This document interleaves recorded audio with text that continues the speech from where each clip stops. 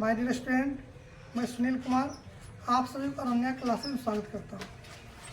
मेरे प्यारे स्टूडेंट, आज हम लोग इंग्लिश के बारे में कुछ चर्चा करने जा रहे हैं, क्योंकि पिछले समय से कई बार स्टूडेंट ने कॉल किया, मैसेज किया कि सर इंग्लिश के बारे में कुछ बताया जाए, कि इंग्लिश के बारे में जानना है कि क्या क्या पूछता है और कैसे पूछता है।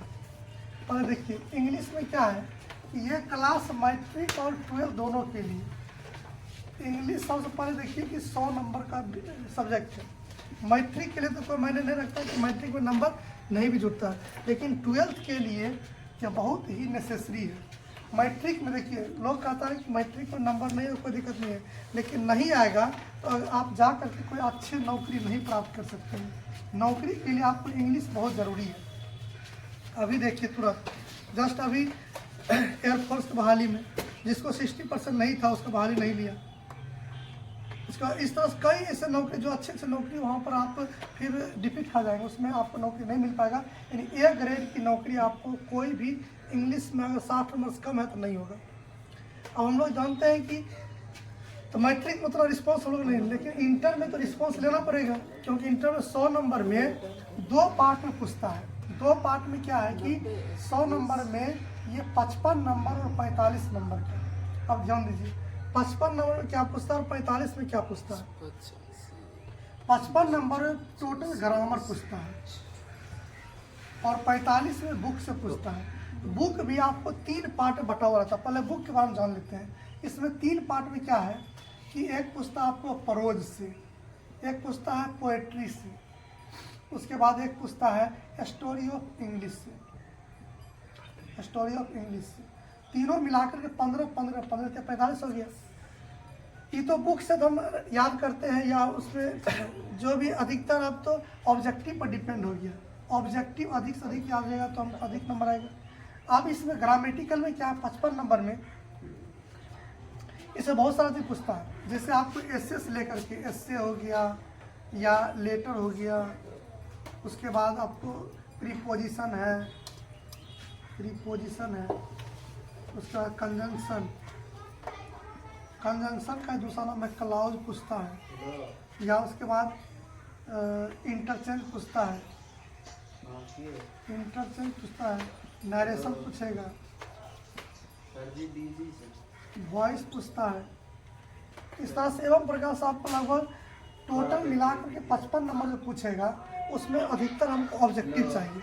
सब्जेक्टिव में क्या है, ऑब्जेक्टिव तो आपको 100 नंबर रहेगा तो उसमें तो लोग ताक झांकर भी लिख लेता है, लेकिन अब ऑब्जेक्टिव में क्या है, ये ऑब्जेक्टिव समझ गए। सब्जेक्टिव में देखिए, सब्जेक्टिव में आपको 6 सवाल पूछता है इंटर में। 6 क्वेश्चन में क्या, उस 6 में 1 नंबर आपको पूछेगा सवाल, क्वेश्चन आंसर पूछेगा। 10 सवाल रहेगा, 10 में 5 बनाना है, 2 नंबर के सवाल रहेगा। दूसरा पूछेगा प्रोज से एक्सप्लेन करने के लिए। एक्सप्लेन का मतलब होता है यानी विस्तारित करना या उसको भावार्थ के रूप में लिखना। एगो ये पूछेगा प्रोज, फिर पूछेगा पोएट्री से, पोएट्री से भी एक्सप्लेन पूछता है, ये हो गया। उसके बाद पूछेगा आपको स्टोरी ऑफ इंग्लिश से एक सवाल पूछता है कि English is an international language.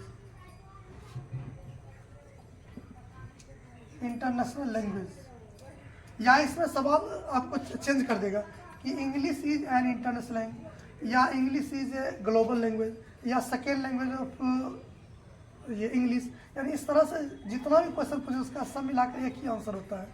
वो भी हम अपने किताब में लिखे हुए हैं, बिंदु टच एंड टॉप में। अब देखिए ये हो गया क्वेश्चन आंसर, प्रोज से एक्सप्लेन हो गया, पोएट्री एक्सप्लेन हो गया, स्टोरी ऑफ इंग्लिश हो गया। अब उसके बाद पूछेगा समरी पूछेगा प्रोज से, यानी प्रोज में कहानी होता है, कहानी का समरी पूछेगा। 3 समरी में 1 का जवाब देना है। उसके बाद पूछेगा समरी पोएट्री से भी 3 समरी रहेगा, 1 का जवाब देना है। उसके बाद पूछेगा आपको ट्रांसलेशन। उसके बाद पूछेगा आपको ट्रांसलेशन के बाद क्या है कि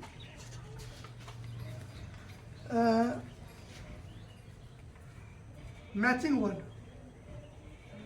मैच करने के लिए पूछेगा। मैच में क्या है कि मैच में प्रोज से पूछेगा और पोएट्री दोनों से पूछता है मैचिंग करने के लिए, दोनों से 5-5 नंबर। उसके बाद पूछेगा यानी प्रोज से और एक पूछेगा पोएट्री से। उसके बाद पूछेगा प्रेसिस, उसके बाद पूछेगा पैराग्राफ। इतना चीज पूछता है आपको सब्जेक्टिव में। देखिए घबराने की बात नहीं है, कोई टेंशन लेने की जरूरत नहीं है। 1 2 3 4 5 और ये 6, 1 2 3 4 5 6, ये 6 में से 3 का जवाब देना है। इस 6 में 3 का जवाब देना है। आप तो मैचिंग वर्ड में क्या है, राइटर का नाम देता है, इसमें पोएट पोएट्री का नाम देता है। आसान हो गया। ये दोनों बना सकते हैं, क्योंकि अगर समरी याद नहीं है तब, अगर समरी याद नहीं है तो हम ये दोनों बना सकते हैं। 2 हो गया। उसके बाद इस दोनों में कोई एक बना देंगे, या तो ट्रांसफर बना देंगे या इंग्लिश इज एंड इंटरनेशनल, कोई एक बना सकते हैं। 3 हो गया। प्रेसिस और पैराग्राफ में कोई एक बनाना है। प्रेसिस होता है संक्षेपण, एक दिन आपको क्लास लेंगे उसमें संक्षेपण बता देंगे। आज हम लोग चलते हैं पहले ये कि लेटर और एप्लीकेशन पर चलते हैं। लेटर और एप्लीकेशन, लेटर एप्लीकेशन में क्या है, एप्लीकेशन बता देते हैं।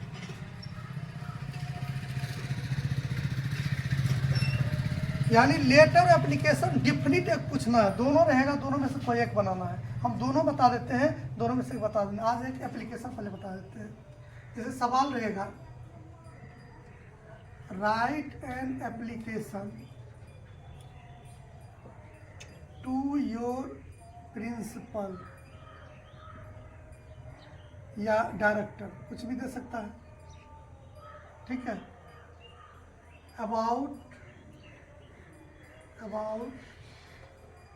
लीव फॉर 2 days 3 days, इतना दे 2 days ना, या कारण भी दे सकता है इस वहाँ पर, because I shall go to relationship attend marriage ceremony.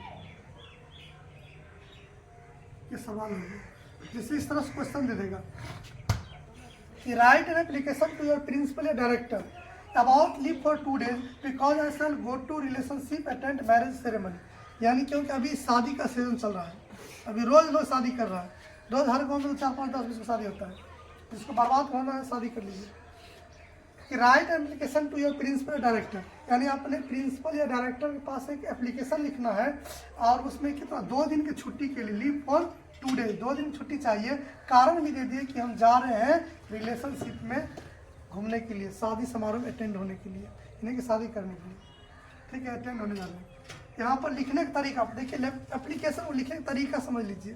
पहले लिखते हैं जैसे हिंदी में सेवा में, तो टू का मतलब था सेवा में, टू द प्रिंसिपल, प्रिंसिपल या डायरेक्टर, जिसके ऊपर लिखना है। ये जरूर नहीं कि प्रिंसिपल डायरेक्टर ही होगा, हो सकता है आपको मुखिया दुखिया सुखिया कुछ भी दे सकता है। अगर दे देगा जिलाधिकारी, लिखेंगे to the DM district magistrate, या रहेगा बीडीओ तो टू द बीडीओ, या रहेगा टू द सीओ, जिसके पास कह दे वहाँ पर लिखना है टू द प्रिंसिपल या डायरेक्टर लिख दिए। अब वह आदमी कहीं ना कहीं पोस्टिंग रहता है तो उस स्थान पर लिखते हैं, तो लिखेंगे क्या,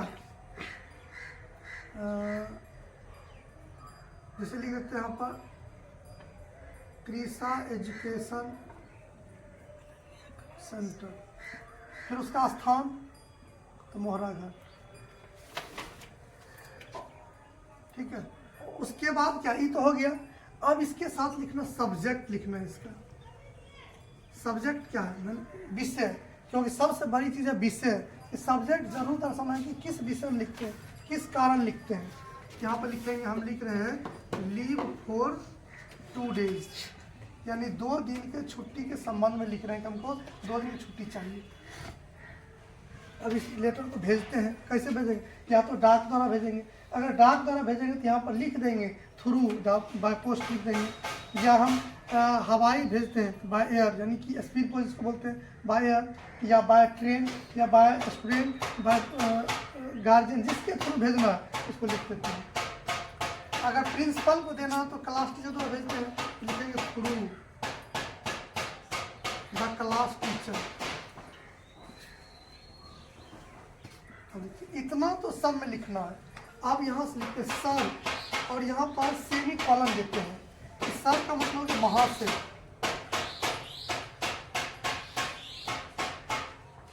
sir most humble and respectfully I beg to say that I cannot attend in my class for 2 days। Sir मैं आपसे आग्रह करता हूं कि मैं 2 दिन तक अपने क्लास में क्या रहूँगा, अनुपस्थित। यानी कैन नॉट अटेंड का मतलब अनुपस्थित रह सकता हूँ। आप तो ये तो हो गया। और किस कारण अनुपस्थित रहेंगे, तो कारण भी लिखा हुआ है, क्योंकि यानी because I shall go to relationship, है ना, और क्या अटेंड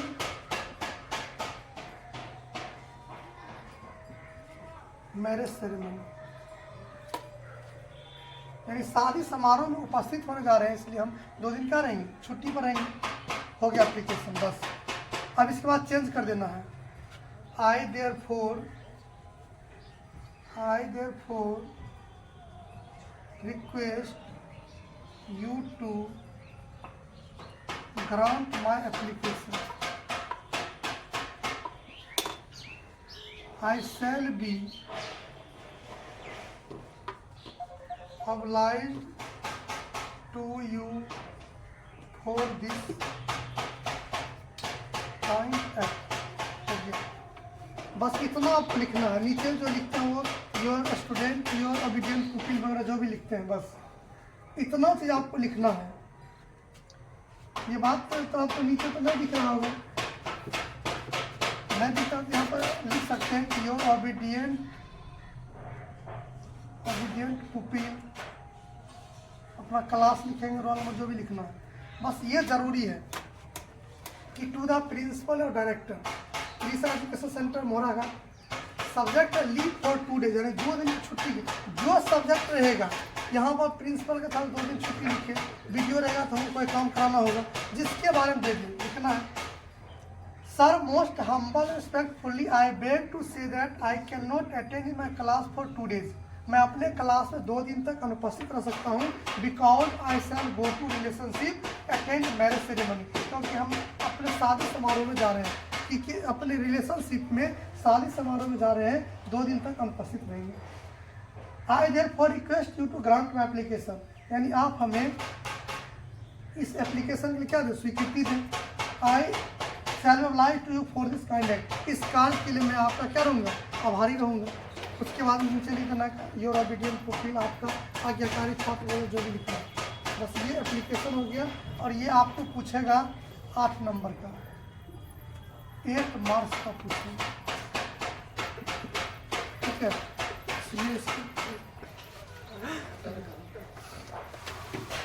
करी तो पिछले जाते